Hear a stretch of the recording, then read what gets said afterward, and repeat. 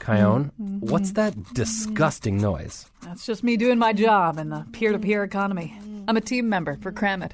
Cramit? It's a WeCommerce platform for people who don't have time to eat. I eat their food for them. Actually, this client has really bad reflux, but he wanted a spicy Mexican meal washed down with coffee, so I'm polishing it off for him. What is that animal? Oh, I couldn't keep up with all the work, so I subcontracted with a beaver. He has to eat all the time anyway. Don't you, Norbert? But this is unsustainable. If you eat people's food, they're still going to have to eat anyway. Greg, you're always picking my ideas apart. I don't need that anymore. Why not? Because I use Pick My Ideas Apart, a platform that harnesses the excess capacity of highly critical people. I'm paying Spunky here $15 an hour. I can't believe you don't see how stupid this enterprise is. Within 3 weeks, you'll weigh 400 pounds and fall over dead, reeking of undigested jalapeno. That used to be my job. I was such an idiot not to see this coming. Well, if you feel really bad, you can hire somebody from Uptalk to come over and say nice things about you. Or go straight to Air RNG. That's kind of soft-core prostitution. It's the sharing economy, Greg. The possibilities are endless. And now he makes $200 a week pretending to be somebody's dog. Colin McEnroe. Yeah, actually, there's a platform called Fake My Pet, and Beaver is still eating there. There's a platform called Fake My Pet. It's for people, they want dogs, but they can't have something as dependent as a dog in their life. So, I'm their dog, but I can take care of myself more or less. So I get $12 an hour. It's not bad. So no, none of those things actually exist, but a lot of things like that really do exist. And there are several different names for what we'll be talking about here, and they all kind of overlap with one another. And you heard them all, I think, in the intro. The sharing economy or peer-to-peer businesses or WeCommerce, it's all more or less the same thing. And whatever it is, it's really big, and it really does change people's lives. 56% of Airbnb hosts in San Francisco say the service helps them pay their rent. The average Relay Rides member makes an extra $250 a month, and Forbes estimates the revenue people will earn from this kind of thing, from this sharing economy, will surpass $3.5 billion this year, with a growth rate of 25%. Now, that also depends a lot on what you count as parts of that sharing economy. And we'll be talking about that today as well. Later in the show, we'll be talking about what happens when these businesses, which kind of start up on essentially a guerrilla footing, that's the GUER kind of footing, what happens when the government gets interested in them, as the government tends to do. Also what happens when they begin to horizontally and vertically integrate and start to look more like the kinds of businesses that they originally existed as an alternative to. If that syntax makes any sense at all. Let me tell you who's here. Billy Howard is with us, founder of the communications consulting firm Branthropology, author of WeCommerce, How to Create, Collaborate, and Succeed in the Sharing Economy. Jeremiah Aoyang, founder of Crowd Companies, as well as a lecturer and business industry analyst. They're both with us here for this first segment. So, Billy Howard, I'm going to have you get us started. So I did my best, I did my level best to describe what it is we're talking about: sharing economy, collaborative economy, WeConomy, peer-to-peer. Maybe you can do a better job. What is it that we're really talking about? Well, I think you did a good setup, but just to give a little more background and insight, in the post-2008 world, we really have experienced, since that financial meltdown, a global reset button was pushed, and we've entered one of the most transformative periods in history where nothing will ever quite be the same again. And at the foundation of that is this idea that the power has shifted from the few to the many, and you have the democratizing power of technology that has really facilitated this idea of a peer-to-peer economy that is centered on the idea of trust between individuals, as trust in big business and government was lost in a significant way around the financial crisis. And I think that what you're seeing is, over the last several years, is this momentum pick up around collaborative commerce models that really center around ecosystems that benefit the businesses themselves, the communities that they serve, as well as the consumer. So I think that's a really good way, perhaps, of setting it up. Okay, and I'm not quite sure I buy that the power has shifted from the few to the many. I think the few are still doing pretty well, but we can come back to that. I think it's a really interesting question. But rather than traffic and abstractions, we sort of mentioned some of the superstars who maybe even have outgrown the label a little bit. We'll talk about that as well. But whether it's Etsy or eBay or Lyft or Uber or Airbnb, those are sort of the superstars. But then bubbling up under Billy Howard are all these interesting new upstarts. I thought maybe we could pick one. I know you're kind of interested in something called Nimber right now. So explain what Nimber is. Nimber is an example of where the sharing economy is headed, which is taking a look at different pockets of opportunity, different niches in the economy that can benefit from models that are centered around collaboration. Nimber is a company that has found a way to exploit unused space in transportation systems to kind of reimagine what courier services at a reasonable cost can look like. And they're doing extremely well. And I think that as we move into 2016, we're going to see less duplication by category, meaning Uber, Lyft, very much doing the same thing, and more companies trying to find these new pockets of opportunity for growth. Yeah, so just to sort of flesh that out a little bit, so I've got a classical guitar that needs to get from Birmingham, England to London. I don't really feel like entrusting it to just any old buddy, but and it has to get there at a certain time. But you're going there anyway, so we work out a thing on Nimber where, first of all, we establish that you're a relatively trustworthy person that I can give my classical guitar to, and you'll get it to London in the assigned time. That's basically Nimber, right? Yep, that's a great way of describing it.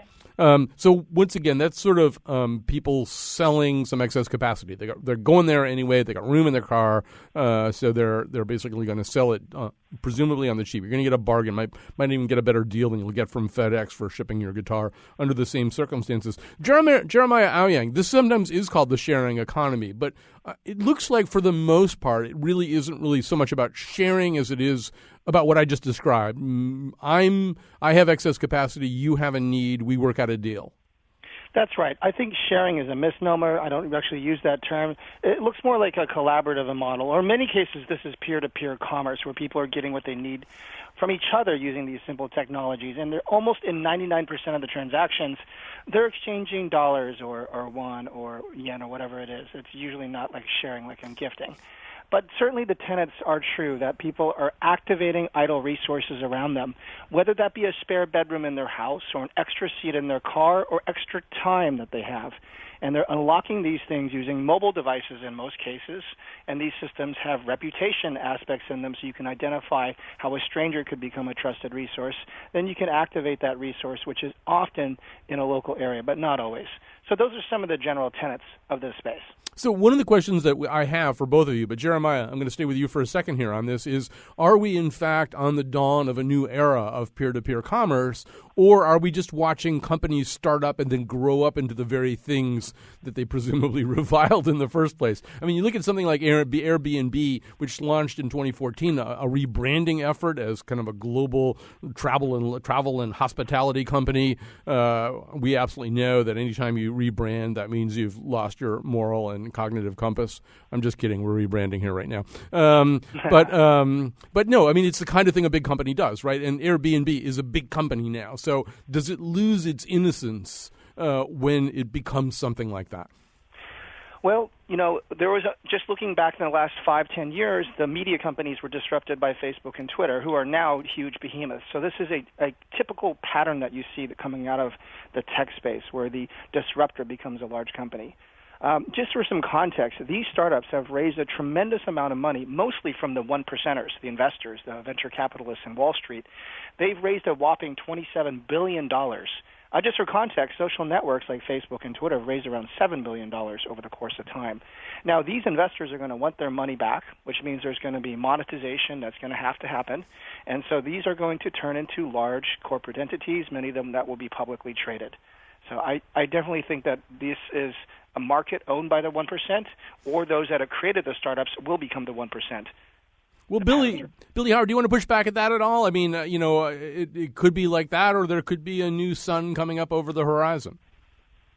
Yeah, I feel that it's a new economic infrastructure that benefits everyone. I don't think that it benefits just the 1%. I think it benefits big companies like, a great example is Absolute, who has made the opportunity available to entrepreneurs on a local level to create local distilleries that ladder up to the Absolute brand but have a small batch flavor. That's something that you never would see before, so that's opening up opportunities for entrepreneurialism on a hyper-local level, which I think is extremely significant to the rebounding growth of our economy. You also, yes, you have these major companies coming out of the sharing economy that are getting bigger and bigger, but I don't necessarily think that size is a deterrent to doing something that's innovative, particularly as these companies are very much agile and ahead of the game and constantly disrupting themselves and spotting challenges, in advance and fighting them or facing them with strategies that are aligned for future growth. I think the Airbnb Community Compact that was announced a couple of weeks ago, where they are getting ahead of regulatory hurdles that are being put in their way, is a great example of looking at how these companies, big or small, are fundamentally helping us to change society as we know it. Say a little bit more about what Airbnb is doing in terms of getting ahead of regulatory hurdles, because people don't necessarily know about that. Yeah, I mean, I think that the historical debate or the historical paradigm that's always been a challenge is that regulation never keeps pace with innovation. And I think the speed at which this economy is moving is potentially pressing for changes to occur to hopefully change that. And Airbnb coming out with a community compact, which is basically a manifesto that aims to align them better with the local governments that they're having challenges, making peace with, it demonstrates that they don't just want to, this is a new era of business that doesn't want to steamroll into environments and have a sole eye on profit. I think they're trying to leverage their businesses to do things to society that are purposeful and beneficial to us all, and creating a compact that puts a set of guidelines or a set of aspirations in place specifically designed to show how they will aim to work better with the local communities they serve and the governments that serve them, to me is a pretty good sign, in my opinion, of some optimism on the horizon. So, Jeremy, another thing that Airbnb is doing is, besides rebranding and besides this compact, and I don't mean to pick on them. We could pick on another company just as easily, but they're growing really fast, and they're testing a variety of new sharing products, ranging from cleaning services to new key exchange processes to their own version of ride sharing. So now that's starting to look like vertical integration as well as horizontal integration. I mean, I think their goal really is, that eventually they'll sort of be it, that VRBO and HomeAway and all that stuff. They'll kind of be it in this market. But let's talk about the vertical part of this for a second. Once again, these kind of niche businesses that then want to go vertical and do a lot of other things.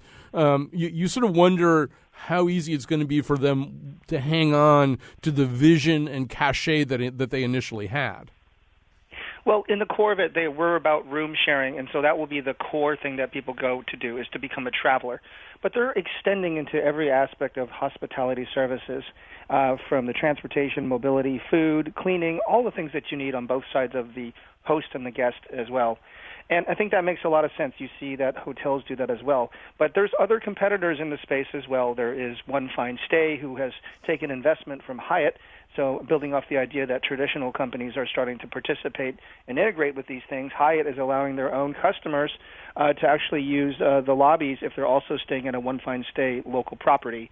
So we're seeing that hotels are not standing by the wayside to allow Airbnb just to snap up the entire market. So many folks are getting involved. Oh, by the way, I think I called you Jeremy. It's Jeremiah, obviously. Sorry about that. So, Billy, I want to come back here. I think the other thing we're not talking about quite yet is sort of how people piece this together, not as consumers, but as providers. And I gather from my reading there are people who are basically trying to assemble, I don't know, career might not be the right word, but some Airbnb and then maybe one of the ride services and then some TaskRabbit, which is one of the many services that allow you basically to market your willingness to do something that somebody else doesn't want to do, and trying really to sort of fit into the gig economy through these kinds of platforms. Do we know how well that's working out? Well, I think that the trend is on the upward spiral from what, the news tells us and from where, I think that the data is pointing. I don't remember the exact statistic, but it said something along the lines that we'll have a significant jump in a freelance economy, a telecommuting economy, one that is centered more on, the employee, if you will, being in control as opposed to the employer, which, to ladder back to what we were talking about in the beginning of the conversation, that's a perfect example of where I think that the many have more significant power over the few than ever before. You used to be beholden to one job or two jobs or three jobs for your career, but you answered to your employer and you didn't really have the flexibility to work on your own terms and potentially pursue passions of yours on the side or serve your family or do whatever it is that you want to do. And I think that that's only something that we're going to continue to see more of as we move ahead. Although, Jeremy, not to make you Mr. Grumpy Cat about this, but Jeremiah, excuse me, not to make you Mr. Grumpy Cat about this, but there's another side to that, which is that these companies can change the dynamics pretty easily, too. Uber can put in a new formula. TaskRabbit recently, I think, introduced a new algorithm so that the match between Rabbit and client became different, more problematic, not what people were used to, not what people were counting on. And it isn't like you can even go into work that day and say to your bosses, what the hell is going on here? I'm not getting the same jobs that I used to get. This is all being done in a remote location. I would assume, Jeremiah Aoyang, that the plight of people who are trying to work under these systems is a little bit precarious. We conducted research and surveyed over 50,000 people in North America on why they use these services. And the main reason is for convenience and then also value. They can work whenever they want, which is a big plus, and value. They make money when they need to. Now, it's true that the technology platforms have a lot of power over the workforce. However, they have competitors as well, and they need to make their workers happy, or their partners, as they might call it, because there's always another competitor waiting in the wings. When I take rides on a Lyft or Uber, most of the time the drivers have both of the apps on. They don't even know which app is actually picking up. They're going to go to whichever has the best market provider for the driver. So they have competition too. And Jeremiah, maybe you can say also a little bit about you've sort of alluded to this in terms of companies like Hyatt may be putting some money into this, but conventional business, or whatever we call the way capitalism formerly operated, are they adopting, and it would seem to me to make sense to at least pull some of the ideas that seem most opportunistic and workable out of this formula and make it part of your own. I mean, in some ways, I guess you could sort of say, well, anyway, you go ahead and talk about that. Yeah, this is my area of specialty. This is exactly what my company focuses on. But essentially, corporations, big companies, are doing three things. One, they're actually activating the crowd to provide on-demand services, like deliver things from different grocery stores like Whole Foods using Instacart. Or two, big companies are launching their own marketplaces of used goods, like Patagonia, and even Cisco enables their own customers to buy and sell their big, gigantic routers and Wi-Fi equipment. And the third thing is they're enabling their own crowd to crowdfund or actually create products along with them. I like that Absolute example. So they're working with the crowd to design new products. So big traditional companies are changing their business models to adapt to this sharing collaborative market. Some of the sharing collaborative market, Jeremiah, I would imagine would be a little bit threatening to conventional capitalism. For example, I think on your site there's even a link to Yerdle.com. If I understand Yerdle, it's kind of cashless, right? I mean, it's a way in which I get rid of my clothes that I don't want anymore, and then I sort of get some kind of substitute tender, which I can use somewhere down the line to maybe buy some other stuff and everything. That seems like you're really, driving a stake right in the heart of Kohl's or anti-capitalism. Yeah. But what's interesting is Yerdle, their founder, Andy Rubin, is actually the former chief strategy officer of Walmart. So he understands capitalism very well. And they've even taken partnership and have worked with Patagonia and even taken some investment from groups like that. So they understand they want to work with big, large companies that understand that people want to be sustainable about their lifestyles. So it's not or versus, this is and. Billy, does it look that way to you too? That there can be kind of peace in the valley, that the peer-to-peer lamb can lie down with the capitalist lion? I absolutely agree. I mean, I think that what we're going to see is less of a distinction between traditional companies, if you will, and peer-to-peer or sharing economy, we economy, whatever you want to call them, companies, because in order for any company to succeed today, they're, embracing some of the critical drivers of the economy we're currently in are important. One is certainly collaboration. The other is this idea of high levels of creativity and distinction. If you look at Amazon going ahead and creating their own crafts, marketplace, which is clearly designed to compete with Etsy, but also take the best of what small batch is come out of the sharing economy. I think that's a great example of what we're going to see as we move forward, which is potentially sharing economy companies taking a little bit of what has worked historically in business to grow and maintain scale and potentially build cultures of significance. And I think on the flip side, you're going to see the same type of paradigm shift with larger companies embracing the principles that are helping to transform the world we live in into their own companies. IBM is a great example of a company doing that right now. It seems that, Billy, that some of this stuff is pretty geo-specific, too. I went on this site called peers.org, which I thought was really great, and I would recommend anyone listening to the show, go to peers.org and then click on the Find Work thing. I guarantee you will find at least one business there that you could do. That there's something there in this whole map of all these different kinds of wonderful things that I found one that I could do, and I have almost no skills whatsoever. So so it's all there. But then I filtered for my zip code, and like a third to half of the businesses went away. And I suppose that's a strength in a way, right? That some of these businesses exist for their markets or in limited markets or only work in bustling urban environments or whatever, which is both a weakness because like everybody else might want to do it but can't, and a strength in the sense that they're not going to get so out of scale that they get ridiculous.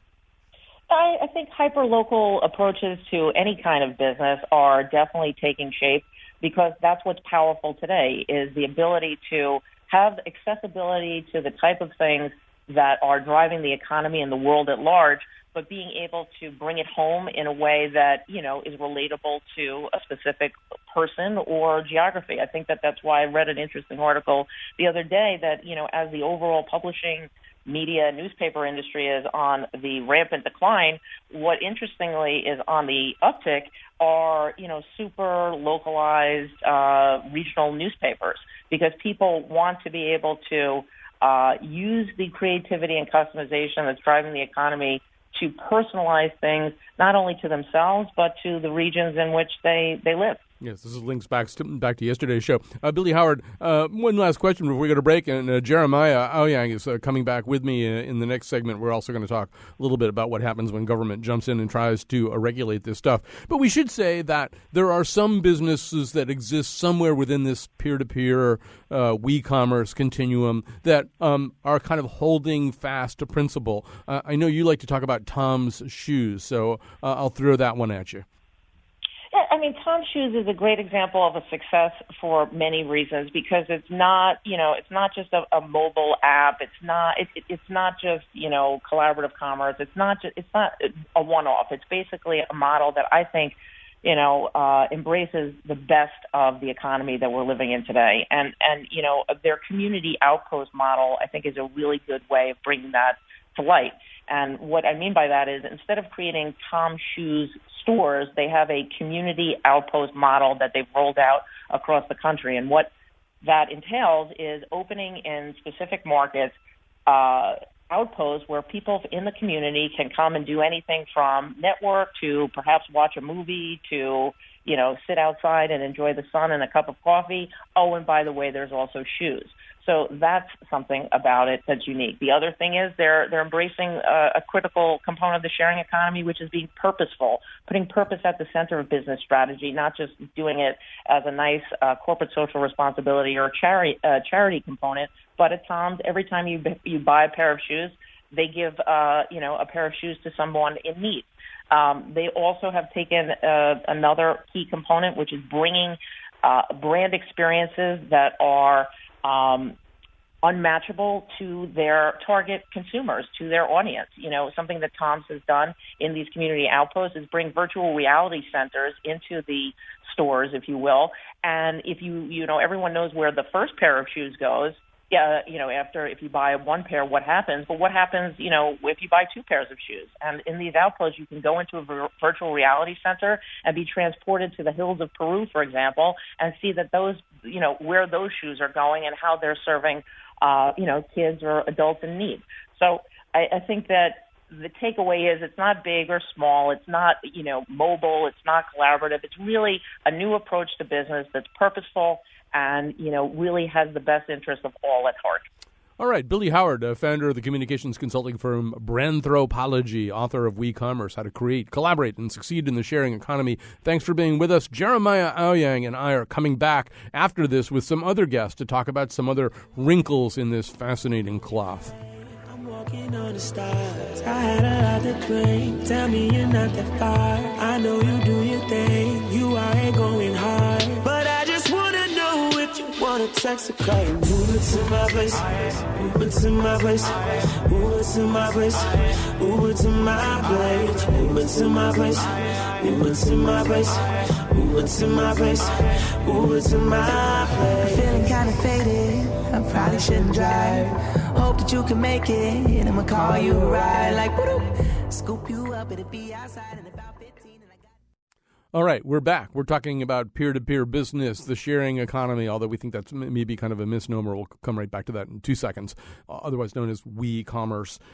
We actually have a tweet from Randall. Randall is saying, is it really sharing if they're making money? And lots of it, maybe call it the functioning properly economy. Well, Jeremiah Owyang, one of our guests and the founder of Crowd Companies, as well as a lecturer and business industry analyst, has already kind of addressed that. Yeah, they are making money. Maybe sharing economy isn't really the right way to talk about that. But before I introduce our other guest, Jeremiah, there's another piece to that tweet. I like the last line. He says, maybe call it the functioning properly economy. And so the dream here is that somehow or other, what we're talking about now is a medicine or an antidote to what seems to be a lot of dissatisfaction among Americans with the existing economy. In a 2013 poll, 73% of Americans said they were dissatisfied with the economy. Maybe 73% would say that in any given year or era. I don't know. Lower income Americans are more financially insecure than they've been since the 1970s, with 85% of them worrying how they would pay their bills. And a quarter of Americans say they don't trust the companies that they work for. Once again, I don't know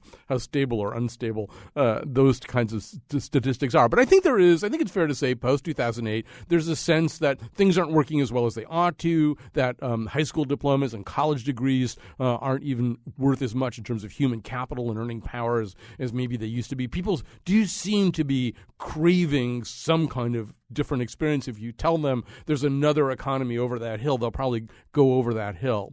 And I guess, I know that you sort of speak to both camps. And I mean, how much does this strike you as something that arose not only out of necessity, but out of a sense of unhappiness? Well, there's a macro perspective and a micro. Let's look at the macro one, which you touched upon. This market did birth in 2008 in the trough of the recession. There's no question. But at the same time, there's population increases expanding. My father was born. There's 2 billion people on the planet. When I died, there's going to be around 10 billion people. So it's going to increase by 5 times within just 2 lifespans, which means we have no choice to be efficient with our resources. And at the same time, the technological side, the iPhone and smartphones birthed at the same year. So all those things cause this trigger for this to happen. Now, it's true that out of necessity, Airbnb birthed. People were going to conferences and they needed a place to stay, so the 3 founders opened up their actual apartment on Rausch Street in SF, and that triggered this. So that's the macro trend. But the question is, what happens when the economy improves? Is this limited only to a down market? I don't think it is. So when we surveyed over 50,000 people in the U.S. and Canada, we found out that they use this mainly not because of altruistic reasons or because of sustainability reasons. It's because it's fast and cheap. For example, imagine trying to get a taxi in New York or in San Francisco in today's environment. It just doesn't seem fathomable compared to how you can just order it through an app.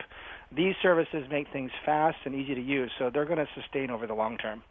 All right, that's a perfect segue in a way to one of our other guests here, Matthew Mitchell, Senior Research Fellow at the Mercatus Center at George Mason University, where he's also an adjunct professor of economics. He's the co-author of The Sharing Economy and Consumer Protection Regulation, The Case for Policy Change. Matt, you actually write, the key contribution of the sharing economy, however, is that it has overcome market imperfections without recourse to traditional forms of regulation. Continued application of these outmoded regulatory regimes is is likely to harm consumers. We argue that the internet and the rapid growth of the sharing economy alleviates the need for much of this top-down regulation. So given all that, I mean, there are all these explosive new things, and both you and Jeremiah are talking about sort of how they overcome certain market imperfections. But part of that is this kind of guerrilla feeling. So what happens when government steps in and goes, well, actually, you can't just do anything you want. We really have to sort of have some kind of framework for regulating you. Mm-hmm. Well, thanks so much for having me. Yeah, I think this speaks to part of the reason why the sharing economy rose in some of the industries where it did. If you notice, of course, the taxi industry is one of the more heavily regulated local markets.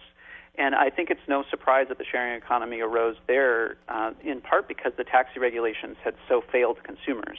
There is an irony with regulations which are intended to help consumers that if they erect barriers to entry by raising costs for getting into the business or by raising costs of getting out of the business, think how much your car has changed when you have to paint it, bolt certain color, bolt on all the equipment, et cetera, et cetera. It makes it harder to leave that industry. And so what ended up happening is basically a century of taxi regulations made for a very uncompetitive market. And so you had consumers that were sort of pent-up desire for a better product, lower price, higher quality. And I think that the sharing economy introduced a measure of competition there that did not exist beforehand. So what you've got are things like trust. I mean, basically, there's a lot of trust involved in a lot of these companies. And then this sort of peer rating service, too, that, ideally, if the system works pretty well, I'll know, whether or not I want this particular Uber car or whatever based on other people's experiences with this particular Uber car. Those are the things sitting in place of regulation. And as you're suggesting, too, one thing we know is that the threshold to getting, say, a taxi medallion in New York City is like this insane thing, right? It is a bar to entry. I mean, almost a complete bar to entry in a way that seems punitive. So what do you suggest? I mean, on the one hand, it seems unlikely the government's not going to want to do some kind of regulation. We're going to just talk to somebody in the government in 2 minutes who wants to do some regulation. What's the right touch, I guess, is the question. Yeah. So what I would say is the right touch is the variety of regulation that governs most market transactions and has governed them for centuries.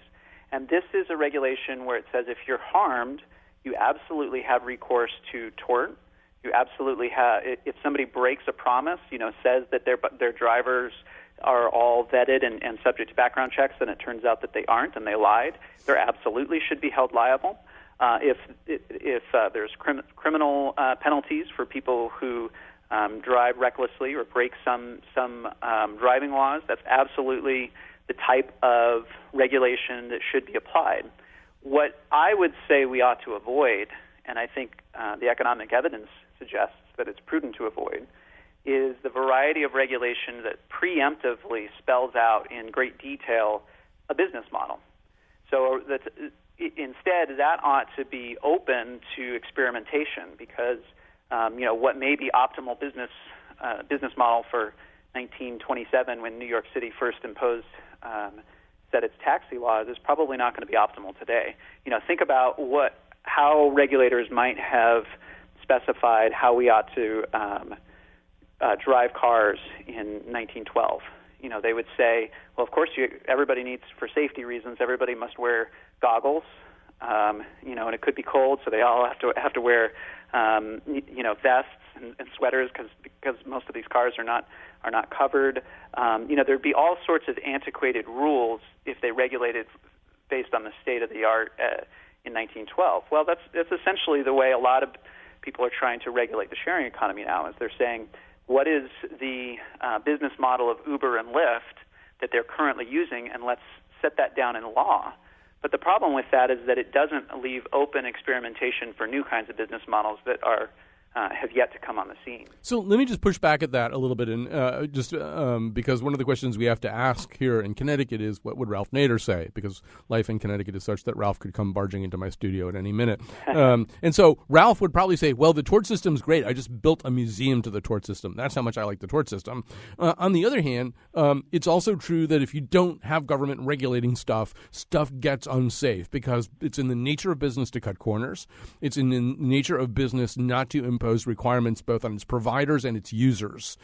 So it'll take forever to get mandatory seatbelts or whatever unless government steps in and goes, no, can't do it unless you do that. So does that fall into the creating a business model category, the idea of like looking at everything and saying, well, you can't run a dog hotel at your house unless you do X, Y, and Z because otherwise somebody's dog's going to die and there'll be no redress. Right. Interesting enough, one of my favorite Ralph Nader articles, 1974, Ralph Nader and Mark Green wrote a really insightful piece on how regulation can be anti-competitive. And, their assessment is, in most places, regulations of rates, regulation of entry, regulations that specify certain types of business models tend to be anti-competitive.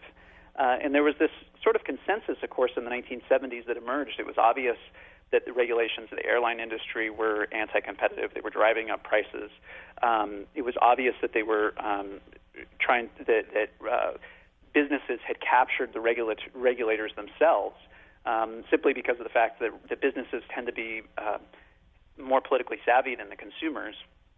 And so, Nader and Green had this great insight. And there used to be sort of a more bipartisan consensus that recognize that regulations, when they are anti-competitive, undermine the whole purpose of regulation.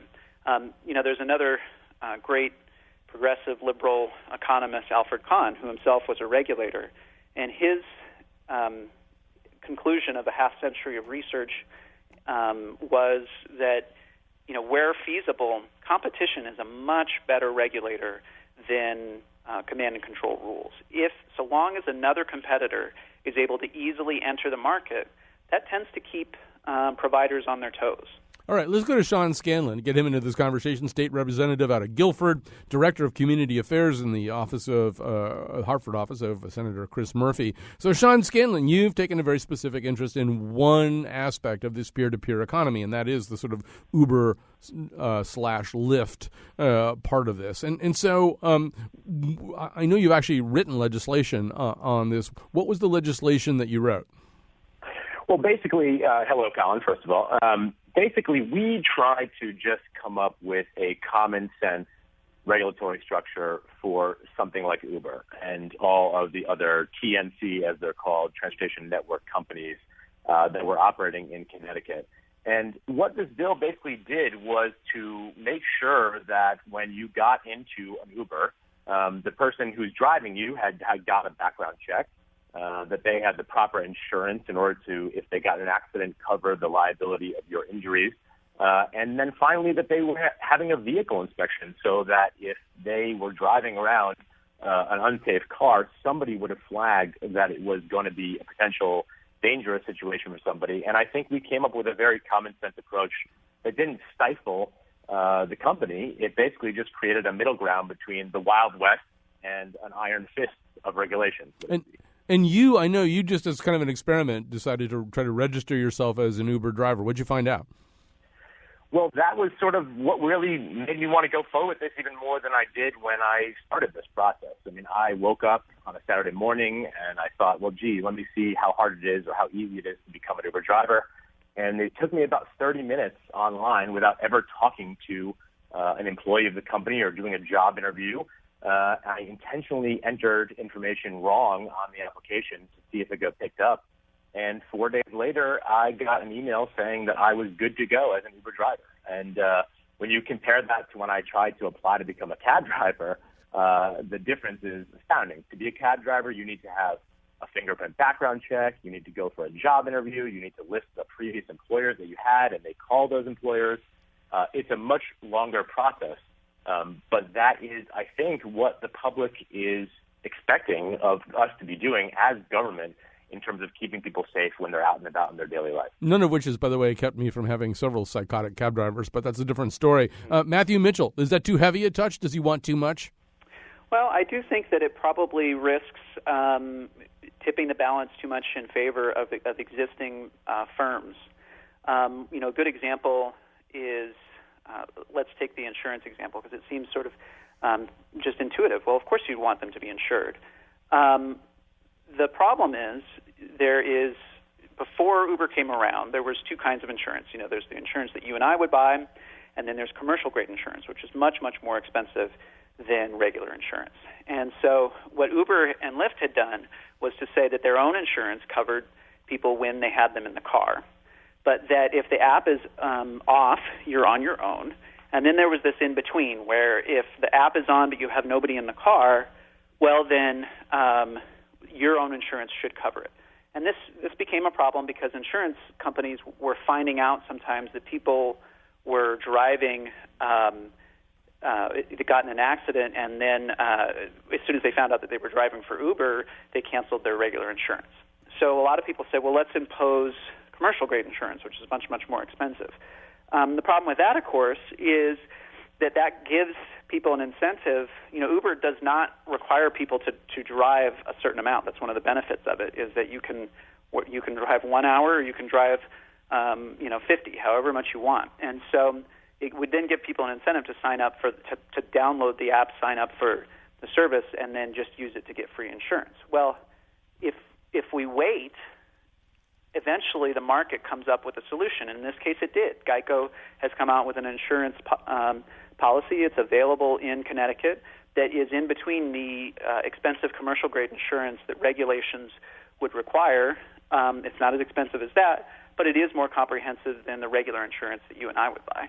So a lot of these solutions come about if we just give them time and we don't lock in a particular technology or a particular business model. And Sean, it strikes me that, some people listening to you might think, wow, this is sort of another way of government being intrusive in a pretty pervasive way. Like, am I going to have a fingerprint background check to be an Uber driver? This is something I just want to do to pick up some money in my spare time. And they're talking about fingerprinting me. That's a little spooky.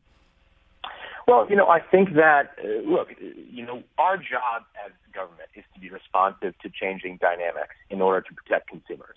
And if you look back across the long history of government, there's been right ways to do that and wrong ways to do that. And I think what we're trying to do with this bill, which was a bipartisan effort last year and passed the House almost unanimously, never came up for a vote in the Senate. We'll try to do it again next year.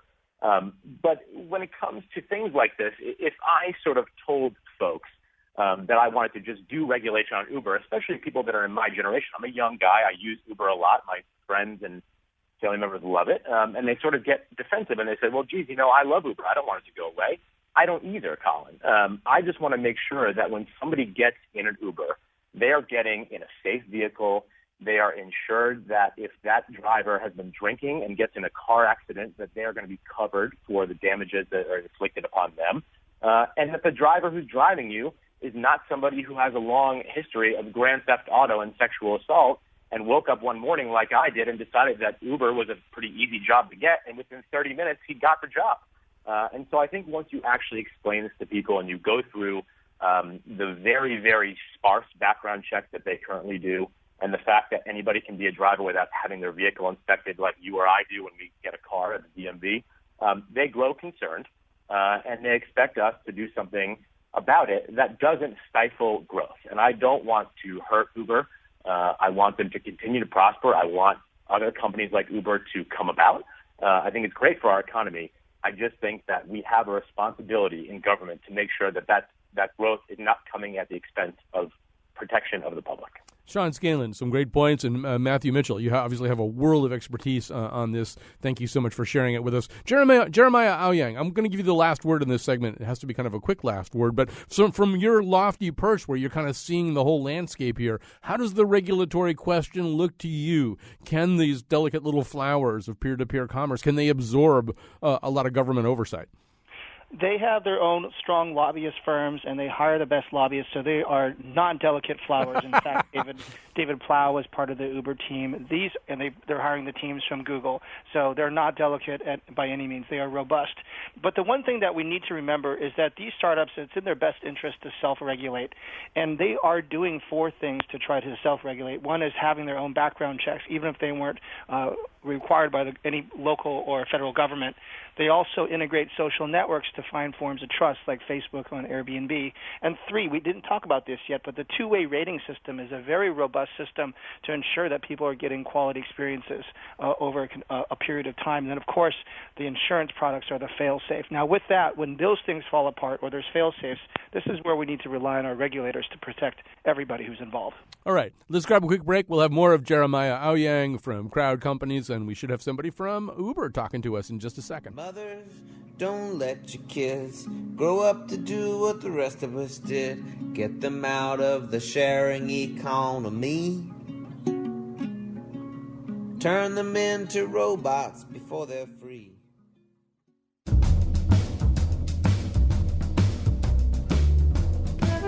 I got so busy with my side jobs from Cramit that I had to hire somebody named Sarah from Announce For Me to do the credits. Thanks, Sarah. Go ahead. Today's show was produced by Josh Nalea and Kyone Wolf. Our interns are me and Nate Gagnon. Lydia Brown and Greg Hill appeared in the introduction, and Greg tweets at WNPR Colin. The part of Bill Curry was played by some kid we hired from TaskRabbit. For show pages, articles, or to get a ride to Boston from Worcester in the backseat of Jeremy Hobson's car, Jeremy, how about picking up all the Taco Bell wrappers? So messy. Visit WNPR.org. And now, back to Colin. All right, so it's time to get Uber's perspective on this. So let's talk to Matthew Powers. He is director of Uber here in Connecticut. Thanks for joining us. Thanks for having me. So as you listen to this conversation, and you were hearing some of it, Matthew Powers, how does the regulatory issue look to you? In other words, is the kind of two-way regulation that Jeremiah is talking, or two-way evaluation system that Jeremiah is talking about, some of the other measures that Jeremiah was talking about, is that enough? I mean, how I don't know. How does Uber look at this whole question? Sure. So, in fact, Uber across the United States is regulated in 26 different states and in numerous other jurisdictions. So we are very supportive of regulations. We believe that these regulations should be smart, should really view Uber for what it is. It's a new type of innovative technology. We're not a taxi company. We're not a livery company. We're a transportation network company. And so what doesn't, in Connecticut, what would I have to do? If I want to be an Uber driver, what do I have to do? We try to make that process as simple as we can for those who are looking for the opportunity with Uber. So first and foremost, you would visit our website. You fill out an application. As part of that application, you would fill out a background consent form where we would check your records versus county, state, federal databases, as well as numerous watch lists. We would then ask you to upload your personal insurance information, your driver's license, and your vehicle registration. Once all of that information checks out and we can confirm that you qualify to be an Uber partner, we try to get you on the road as soon as possible. And I mean, anybody can sort of imagine that somebody might fall through the cracks of that process. But I would imagine, I suppose part of the answer to this is that we take risks all the time. I get into a New York City cab. I don't really know exactly who's driving the cab. And I don't necessarily understand that process. And I certainly have had some New York City cab drivers I found quite alarming. Of course. So we believe very deeply that the way that we perform our safety checks are industry leading. We believe strongly that they're best for our drivers and best for the patrons riding in the back seat. All right. Well, listen, Matthew Powers, thanks so much for spending some time here with us. And we've got all of 50 seconds left. Jeremiah Owyang, founder of Crowd Companies. What conversation will we be having 5 years from now? We're just going to see more of the same, or is it going to morph in a different way?